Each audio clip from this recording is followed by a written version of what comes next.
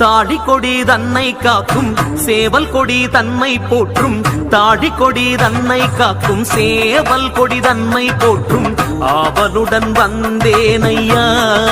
முருகா என்னை ஆதரிக்க வேணுமையா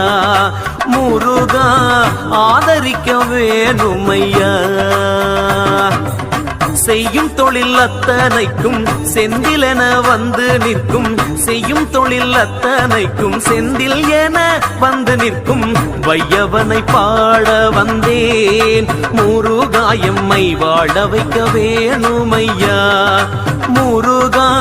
வாழ வைக்க வேணுமையா முத்தை தருவென பக்தி கொருவினை வந்து தந்த தமிழ் முருகா